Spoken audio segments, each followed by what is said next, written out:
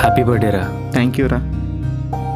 ఏ వద్దురా. బర్త్డే మామా. ఏ ఏ ఏ, ఏ, రారా రారా.